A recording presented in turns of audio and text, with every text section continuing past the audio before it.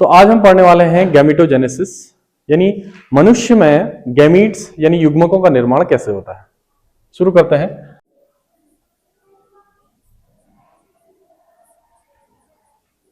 Gametogenesis यानी gametes का निर्माण यानी फॉर्मेशन। तो formation of gametes is known as gametogenesis. ठीक है, अब ये गैमीट क्या क्या है मनुष्य में? एक है स्पर्म और एक है ओवम। ये फीमेल में होता है और ये मेल में होता है। अब ये बनते कहां कहां है? ये हमारे टेस्टिस और ओवरी में बनते हैं। हमने पहले बात कर लिया है ना। जो स्पर्म्स है वो बनते हैं टेस्टिस में यानी वृषणों में, और जो ओवम है यानी अंडाणु वो कहां बनता है? ओवरी में बनता है। जो गैमीट्स है वो दो टाइप के होते हैं। पहला स्पर्म, स्पर्म के प्रोडक्शन को कहां पे? टेस्टिस में कहते हैं हम स्पर्मेटोजेनेसिस।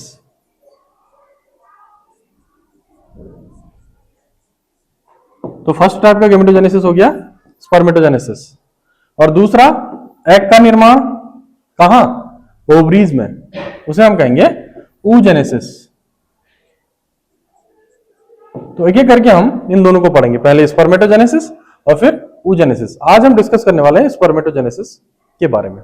ठीक है, यानी स्पर्म का प्रोडक्शन टेस्टिस के अंदर कैसे होता है। तो चलिए देखते हैं। तो ये है टेस्टिस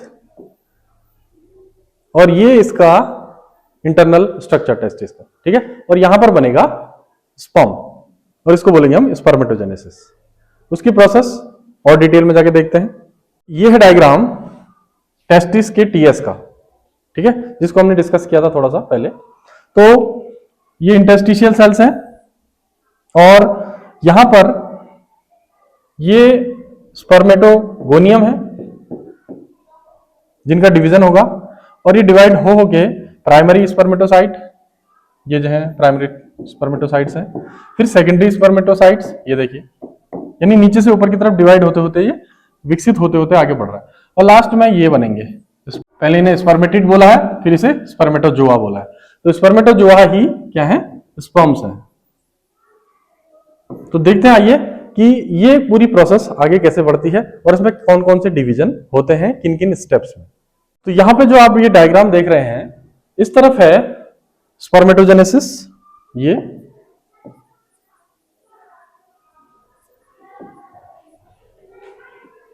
और उधर आप देख रहे हैं ये है oogenesis। और इन दोनों ही डायग्राम से आप स्पर्मेटोजेनेसिस और oogenesis को बहुत इजीली समझ सकते हैं। देखिए दोनों में ही 3 स्टेप्स होते हैं। 3 फेजेस जो है उनमें से पहला फेज है मल्टीप्लिकेशन फेज। तो यहां से यहां तक का जो स्टेज है ये है मल्टीप्लिकेशन।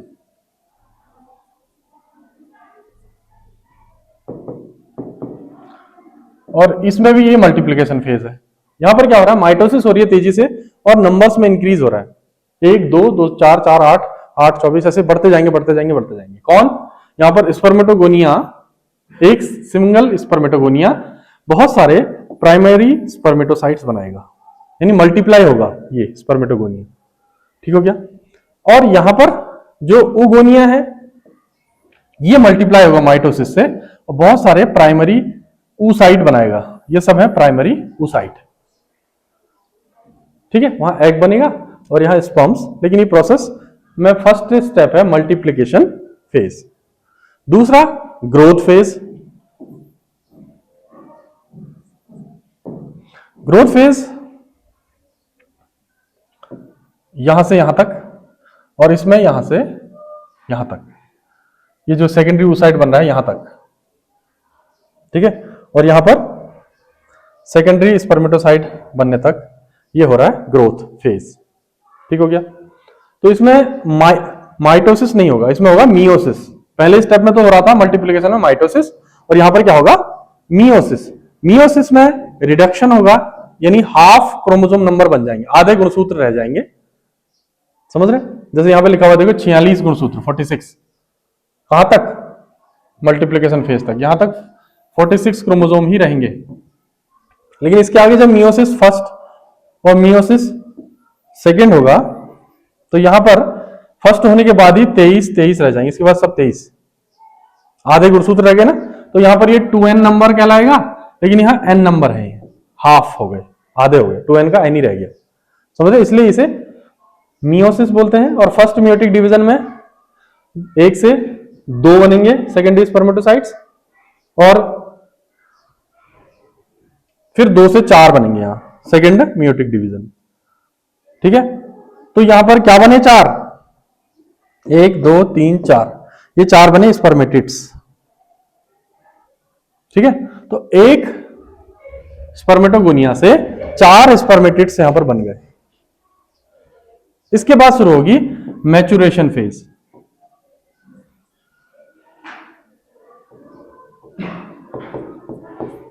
तो मैच्योर होंगे इन स्पर्मेटिड्स में, एक्रोसोम बन जाएगा, हेड अलग हो जाएगा, इसकी माइटोकॉन्ड्रियल स्पाइरल अलग हो जाएगा, इसकी टेल अलग बन जाएगी, मतलब ये डेवलप हो जाएगा, मैच्योर हो जाएगा, इसलिए इसे मैच्योरेशन फेज कहा गया है। तो ये जो एक स्पर्मेटिड है वो एक स्पर्म में कन्वर्ट होगा, यानी टोटल ओवरऑल अगर बात करें तो एक प्राइमरी स्पर्मेटोसाइट से 4 स्पर्म्स बनेंगे। एक प्राइमरी स्पर्मेटोसाइट से कितने स्पर्म बनेंगे? 4 स्पर्म बनेंगे। क्वेश्चन भी पूछा जाता है कि बताइए एक प्राइमरी स्पर्मेटोसाइट से अगर 4 स्पर्म्स बन रहे हैं तो 64 स्पर्म्स बनने के लिए कितने प्राइमरी स्पर्मेटोसाइट की जरूरत होगी या कितने मियोटिक डिवीजन की जरूरत होगी? इस टाइप के क्वेश्चंस बनते हैं, इसकी प्रैक्टिस हम करेंगे आगे। तो ये है क्या? स्पर्मेटोजेनेसिस, यानी शुक्राणु का जनन, शुक्राणु जनन। ये टेस्टिस के अंदर होता है और एक प्राइमरी स्पर्मेटोसाइट से 4 स्पर्म्स बनते हैं। समझ में आ गया? ये इजी प्रोसेस है, सिंपल प्रोसेस है, 3 स्टेप में हुई है। 3 स्टेप्स के नाम क्या क्या है? मल्टीप्लिकेशन फेज, ग्रोथ फेज और मैच्योरेशन फेज। ये वाला समझ में आ गया। लेकिन यहां oogenesis की प्रोसेस थोड़ी कॉम्प्लिकेटेड है। कैसे? वहां तो सिंपल प्रोसेस थी, लेकिन यहां थोड़ा कॉम्प्लेक्शन है। क्या? आइए समझते हैं। यहां पर भी 3 फेजेस है, वही इधर है ये मल्टीप्लिकेशन फेज, इधर है ये ग्रोथ फेज और लास्ट में मैच्योरेशन फेज। ठीक हो गया? ये मल्टीप्लिकेशन फेज, ग्रोथ फेज और मैच्योरेशन फेज। फर्स्ट फेज में क्या हो रहा है? फर्स्ट फेज में ये जो उगोनिया है, ये है एक उगोनिया, ठीक है, और ये उगोनिया माइटोसिस से डिफरेंशिएशन करेगा, यानी बार बार लगातार डिवाइड होगा, अपनी संख्या को बढ़ाएगा, संख्या में वृद्धि करेगा और यहां पर बहुत सारे प्राइमरी oocytes बना देगा, मल्टीप्लाई होके। ये संख्या अनगिनत में होगी, बहुत तेजी से ये मल्टीप्लाई होता है। इसीलिए स्पर्म्स, मिलियंस ऑफ स्पर्म्स एक बार में सीमेन में जा पाते हैं, सीमेन से फीमेल की बॉडी में जा पाते हैं, क्योंकि बहुत तेजी से मल्टीप्लिकेशन वहां होता है। यहां भी होता है, लेकिन यहां जो प्रोसेस है थोड़ी स्लो है, वो बहुत रैपिड प्रोसेस है, क्योंकि यहां 1 महीने में एक ही ओवम बन रहा है, वो भी एक ओवरी से, समझ रहे हो, और दूसरी ओवरी से फिर दूसरे महीने बन रहा है, तो अल्टरनेशन। तो एक ओवरी से अगर हिसाब लगा तो 2 महीने में एक बन रहा है वैसे तो, एक ओवरी से, फिर दूसरी ओवरी से दूसरे महीने। समझ रहे हो मेरी बात? आगे बढ़ते हैं। और कभी कभी दोनों ओवरी से अगर ओवम बन गया तो जुड़वा बच्चे हो जाते हैं, ऐसा देखा गया। या 2 स्पर्म एक को फर्टिलाइज करते तब भी जुड़वा बच्चे बन जाते हैं, वो हम बाद में डिस्कस करेंगे। तो यहां पर एक उगोनिया से बहुत सारे प्राइमरी oocyte बने, यहां पर जो दिखा रहा है 4 बने हैं। इसके बाद ग्रोथ फेज शुरू होती है, ठीक है। ग्रोथ फेज में क्या होता है? बर्थ होती है, चाइल्डहुड और प्यूबर्टी आती है, ये 3 चीजें यहां पर होती है, ठीक है। यहां पर प्राइमरी oocytes ये सब जब बच्चा पेट में होगा ना तभी बन जाएंगे जितने बनने, समझ रहे हो।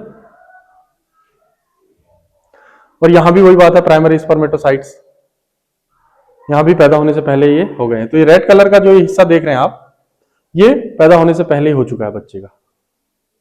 जब वो पैदा होगा फिर चाइल्डहुड होगी, बचपन आएगा, और फिर प्यूबर्टी आएगी। प्यूबर्टी मीन्स मेनेस्ट्रल साइकिल शुरू हो जाए फीमेल्स में, वो डेवलप हो जाए, उसके सेक्सुअल ऑर्गन डेवलप हो जाए, सेक्सुअल एक्टिविटी के लिए तैयार हो जाए।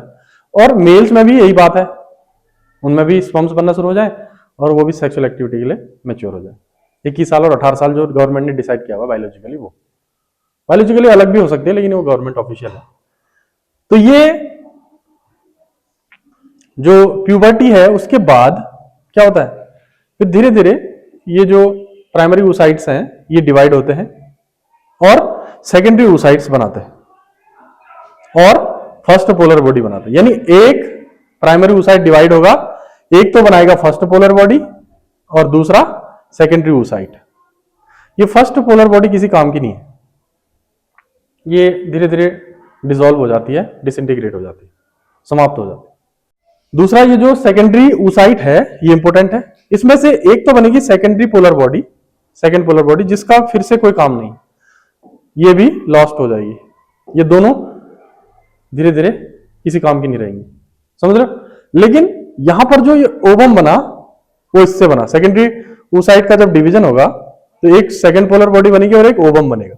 यही ओवम फिर मैच्योर होके एग के रूप में या ओवम के रूप में डेवलप होगा और स्पर्म इसी को फर्टिलाइज करेंगे, समझ रहे हो। तो यहां पर क्या हो रहा है, सिर्फ फर्स्ट मियोटिक डिवीजन हो रहा है, ये बहुत ध्यान रखना। सेकेंडरी मियोटिक डिवीजन दिख रहा है आपको कहीं,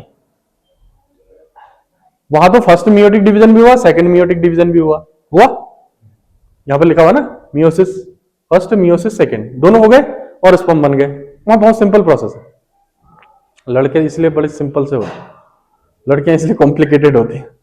बायोलॉजिकली भी बहुत कॉम्प्लिकेशन है भाई, कॉम्प्लिकेशन अलग चीज, कॉम्प्लिकेटेड अलग चीज। कैसे, फर्स्ट मियोटिक डिवीजन तो यही हो जाएगा, किसमें, इसमें प्राइमरी oocyte में। लेकिन सेकेंडरी मियोटिक डिवीजन कब होता है, जब स्पर्म मिलता है उसके बाद, फर्टिलाइजेशन के बाद जब जाइगोट बनेगा ना, तो उसमें सेकेंड मियोटिक डिवीजन होगा। जाइगोट बनने के बाद क्या होगा, सेकेंड मियोटिक डिवीजन होगा, ध्यान रखना आप।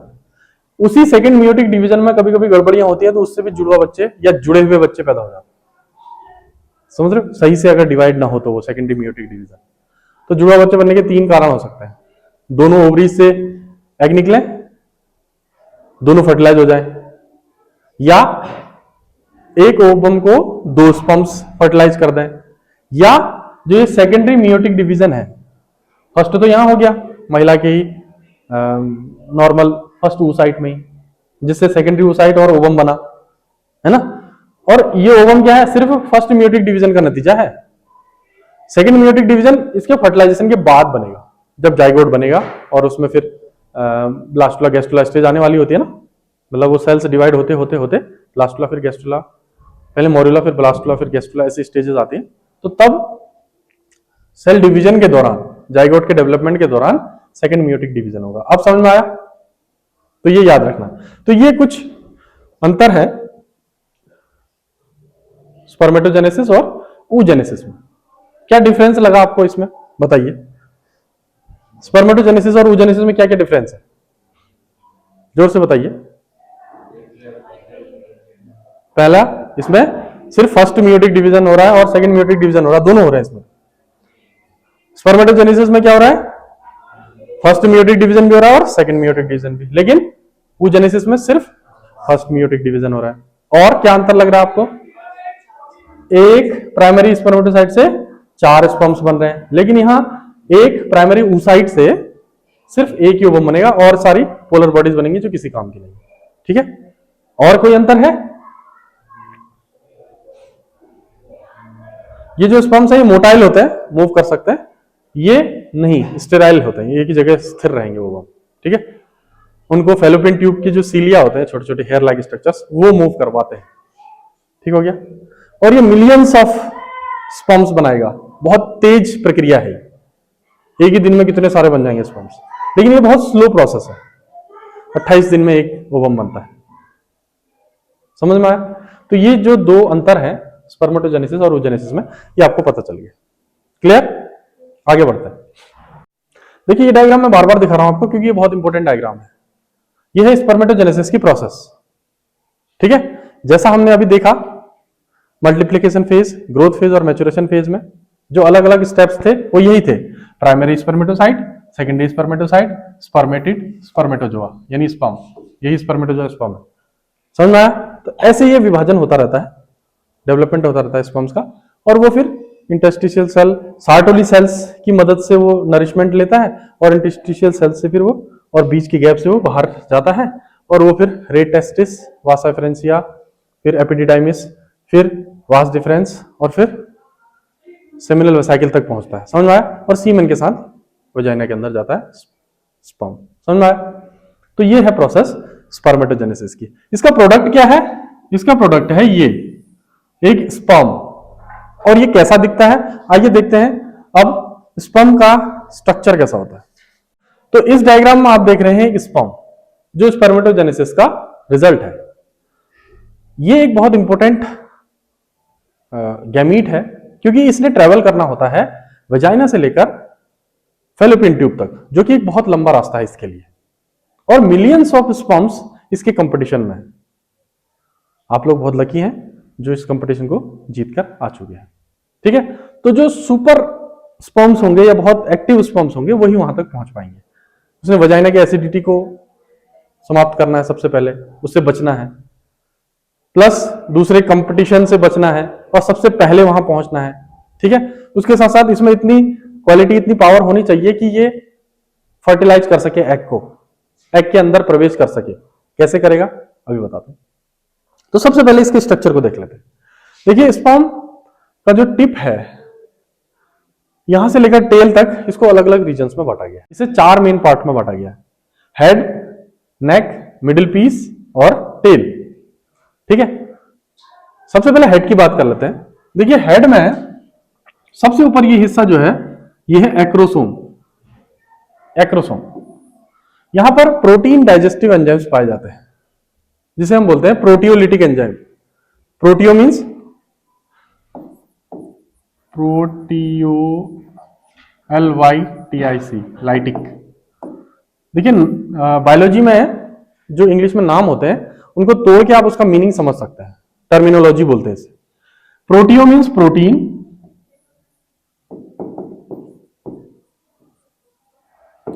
लाइटिक यानी लाइसिस, तोड़ना यानी ब्रेक डाउन। तो प्रोटीन को तोड़ने वाले, डाइजेस्ट करने वाले जो एंजाइम है उसे हम बोलते हैं प्रोटियोलिटिक एंजाइम्स। तो ये इसके अंदर भरे रहते हैं। ठीक है, और ये क्या काम करते हैं? जब एक स्पर्म एग के पास पहुंचेगा तो एग की जो बाहरी दीवार है, आउटर वॉल है, अभी बताऊंगा कौन सी होती है, उसको भेदना डायरेक्टली पॉसिबल नहीं है। तो ये क्या करता है? सबसे पहले अपने एक्रोसोम को ब्रस्ट कर देता है। एक्रोसोम से यहां पर ये जो प्रोटीन डाइजेस्टिव एंजाइम्स हैं वो अंदर मूव करते हैं, और ये प्रोटीन डाइजेस्टिव एंजाइम्स क्या करेंगे? यहां पर इसकी आउटर लेयर को तोड़ देंगे। समझ में आया? जैसे ही आउटर लेयर टूटेगी, ब्रेकडाउन होगी, तो अंदर का जो ये न्यूक्लियस है, ये न्यूक्लियस इस टूटे हुए भाग से अंदर प्रवेश करेगा और इसके न्यूक्लियस के साथ जुड़ जाएगा। इसका न्यूक्लियस, दोनों न्यूक्लियस फ्यूज होंगे। फिर इसे बोलते हैं फर्टिलाइजेशन। एग के अंदर जो न्यूक्लियस है उसके साथ स्पर्म का न्यूक्लियस मिल जाए, फ्यूज हो जाए, तो इसे बोलेंगे फर्टिलाइजेशन। समझ रहे? जिससे क्या बनेगा? जाइगोट बनेगा फ्यूचर। ये क्या बनेगा फिर? जाइगोट फिर से 2n हो गया। ठीक है, इसमें टोटल नंबर ऑफ क्रोमोसोम हो जाएंगे, क्योंकि ये 23 मदर के न्यूक्लियस में थे और 23 स्पर्म के न्यूक्लियस में थे, तो दोनों मिलेंगे तो 40 कितने बन गए? 46 क्रोमोसोम्स बन जाएंगे, यानी 2n स्ट्रक्चर फिर से बन जाएगा। n और n मिलके, n नंबर है स्पर्म में, n नंबर है ओवम में, तो दोनों मिलके क्या बनाएंगे? 2n नंबर यानी 46। समझ में आया? ये हैप्लॉइड स्ट्रक्चर है, ये डिप्लॉइड स्ट्रक्चर हो जाएगा। आगे बढ़ते हैं। तो एक्रोसोम का काम समझ में आया। इसके बाद न्यूक्लियस का काम समझ में आया। इसमें क्रोमोसोम्स होते हैं और वो जाइगोट बनाएंगे फर्टिलाइजेशन के बाद। 23 क्रोमोसोम्स होते हैं इसके अंदर। और क्रोमोसोम क्या होते हैं? पिछले साल पढ़ा है, जिसमें डीएनए होते हैं। ये जेनेटिक मटेरियल है, और जितने भी लक्षण हैं, क्वालिटीज हैं, कैरेक्टरिस्टिक्स हैं, वो सब इसी के अंदर भरे हुए। ठीक है, वो फिर डिटेल में और पढ़ेंगे हम आगे चैप्टर्स में। उसके बाद नेक, ये हेड और मिडिल पीस के बीच का एक कनेक्शन है, और नेक के यहां पर ये होता है सेंट्रियोल, ठीक है। सेंट्रियोल एक यहां पर है और एक यहां पर है, ये ठीक हो गया। उसके बाद ये आप देख रहे हैं, ये है माइटोकॉन्ड्रिया। इसका स्ट्रक्चर कुछ ऐसा बनाया हुआ है, देखो गोला बनाया है और बीच में ऐसा ऐसा किया है, गोला बनाया है, ऐसा ऐसा किया है। तो ये क्या है, माइटोकॉन्ड्रिया। पिछले साल हमने पढ़ा हुआ माइटोकॉन्ड्रिया, या आउटर और इनर मेम्ब्रेन, इसके अंदर क्रिस्टी इनफोल्डिंग्स जो होती हैं, F1 पार्टिकल्स वगैरह होते हैं ना सब। और ये क्या है, powerhouse of the cell है। क्यों? क्योंकि एनर्जी प्रोवाइड करता है। रेस्पिरेशन यहीं पर होता है, 11th में आप पढ़ चुके हैं, F1 पार्टिकल्स में होता है ना। और आउटर इनर मेम्ब्रेन, इनमें glycolysis, Krebs cycle, electron transport chain होती है। हालांकि ग्लाइकोलिसिस तो खैर बाहर होती है न्यूक्लियस के, वो साइटोप्लाज्म में होते हैं, लेकिन क्रेब्स साइकिल और इलेक्ट्रॉन ट्रांसपोर्ट चेन तो यही होती है, एनर्जी एटीपी तो यही बनती है ना। तो यहां पर बहुत सारे माइटोकॉन्ड्रिया, देखिए इतने सारे माइटोकॉन्ड्रिया क्यों होंगे? ये माइटोकॉन्ड्रिया की क्या जरूरत है, इसको बताओ, हिंट। वेरी गुड, एनर्जी देने के लिए। जैसे कि आपको पता है एनर्जी चाहिए, तो स्पर्म को मूवमेंट करना, बहुत तेजी से अपनी टेल को हिलाना है, जिससे कि वो वजाइना से लेकर कहां पहुंच सके, फैलोपियन ट्यूब तक पहुंच सके। तो इसलिए इसको बहुत एनर्जी की जरूरत होगी, और वो एनर्जी देगा ये माइटोकॉन्ड्रिया। और इस अरेंजमेंट को बोलते हैं माइटोकॉन्ड्रियल स्पाइरल। माइटोकॉन्ड्रियल स्पाइरल, क्योंकि ये कुछ इस टाइप से अरेंज हुआ है, देखो स्पाइरल फॉर्म में, जिगजैग फॉर्म में है ना, तो ये स्पाइरल फॉर्म का था। डीएनए का भी स्पाइरल ही स्ट्रक्चर होता है। तो ये कुछ इस टाइप से स्ट्रक्चर ये स्पाइरल फॉर्म में है, इसलिए इसे बोला है माइटोकॉन्ड्रियल स्पाइरल। और ये एनर्जी सोर्स फॉर स्विमिंग, ये लिखा हुआ है। और लास्ट में है टेल, ठीक है। और टेल में मूवमेंट होता है, जिससे कि ये एक स्थान से दूसरे स्थान तक गति कर पाता है, ठीक है। तो ये है मेल गैमीट स्पर्म, जो एक मूविंग स्ट्रक्चर है और मूविंग गैमीट है, और वो फर्टिलाइज करता है किसको, ओवम को। अब हम बात करते हैं ओवम की। देखिए ओवम बनता कैसे है, आपको पता है कि वो गैमेटोजेनेसिस की oogenesis प्रोसेस से बनता है, ठीक है। तो ये है oogenesis की प्रोसेस। इसमें जो ये आप देख रहे हैं ओवरी, इसमें एक साइकिल चलती है जिसमें primary follicle, secondary follicle, tertiary follicle और ग्राफियन फॉलिकल का निर्माण होता है। ग्राफियन फॉलिकल में जो ये एग है, ये एग फिर मैच्योर होने के बाद लगभग 12th डे में 11th-12th डे में ये यहां से ब्रस्ट होकर बाहर निकल जाता है, जिसे हम बोलते हैं ओव्यूलेशन, अंडोत्सर्ग, ठीक है। ओवम इससे बाहर निकल रहा है, ओव्यूलेशन। और फिर यहां पर कॉर्पस ल्यूटियम बनता है और ये धीरे धीरे गायब हो जाता है। तो ये साइकिल लगभग 28 डेज की चलती रहती है। मेनेस्ट्रुअल साइकिल भी इसी से कंट्रोल होती है कहीं ना कहीं, है ना। तो ये है क्या, एग का प्रोडक्शन, ओवम। और जो oogenesis की प्रोसेस से हुआ है, यानी इसमें वही प्रोसेसेस होंगी बीच बीच में, यहां एग निकलने तक, एग बन शुरुआत से लेकर यहां तक वही मल्टीप्लिकेशन फेज, ग्रोथ फेज और मैच्योरेशन फेज यहां पर चलेगी, ठीक है। और ये एग यानी ओवम बनेगा, ठीक है। अब हम देखते हैं कि ओवम का स्ट्रक्चर कैसा होता है, ओवम कैसे बनता है, ये तो पता चल गया हमें oogenesis, लेकिन ओवम का स्ट्रक्चर कैसा होता है आइए जानते हैं, देखते हैं। ये है एक ओवम, इसमें आप अलग अलग स्ट्रक्चर्स देख सकते हैं।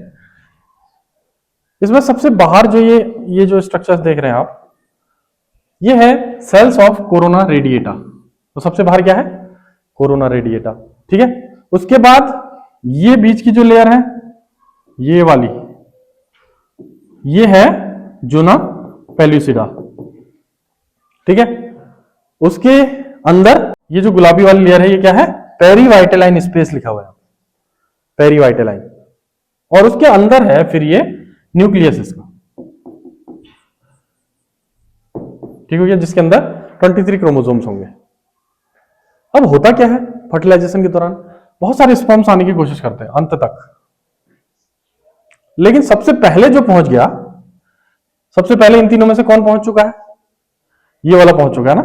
तो यहां पर ये जोना पेल्यूसिडा वाले रीजन में आ गया है, कोरोना रेडिएटा के थोड़े से अंदर जोना पेल्यूसिडा में आ गया है। अब ये क्या करेगा, यहां अपने एक्रोसोम से प्रोटियोलिटिक एंजाइम्स को सीक्रेट करेगा। जैसे ही सीक्रेट करेगा, ये जो लेयर है कोरोना रेडिएटा की, सबसे पहले कोरोना रेडिएटा की लेयर भी ब्रस्ट होगी और उसके अंदर जूना पेलिसिडा की लेयर भी ब्रस्ट होगी और ये अंदर अपना न्यूक्लियस एंट्री करा देगा। जैसे ही न्यूक्लियस एंट्री हो गई एक की, ओवम अपने अंदर एक चेंज ले आता है। क्या? ये अपनी जोना पेलिसिडा वाली लेयर को बहुत मोटा बना देता है, सख्त बना देता है, बाउंड्री बन जाएगी, उसके अंदर फिर कोई नहीं आ सकता है। समझ रहे हो? जैसे एंट्री हुई, फिर ये बचे कुचे स्पर्म से अंदर नहीं आ सकते क्योंकि ये पूरी सॉलिड लेयर बन चुकी है। किसकी? जोना पेलिसिडा की। ठीक है, उसके बाद यहां फर्टिलाइजेशन होगा तो ये जाइगोट बनेगा और जाइगोट फिर पहले मोरुला, फिर ब्लास्टुला, फिर गैस्ट्रुला, ऐसे डेवलप होते होते 9 मंथ के बाद फीटस के रूप में, बच्चे के रूप में, भ्रूण के रूप में बाहर आ जाएगा। मतलब भ्रूण बनेगा पहले, फिर वो फीटस बच्चे में डेवलप होगा और वो शरीर से बाहर आएगा पार्टुरेशन के बाद, प्रसव के बाद। समझ रहे? तो ये है फीमेल एग। इसका स्ट्रक्चर समझ गए आप? तो आज की इस क्लास में हमने स्पर्मेटोजेनेसिस, oogenesis को पढ़ा और ओवम का स्ट्रक्चर कैसा होता है और स्पर्म का स्ट्रक्चर कैसा होता है ये भी पढ़ लिया। ठीक है, तो आपके कोई क्वेश्चन होंगे तो जरूर पूछिएगा। ठीक है, थैंक यू।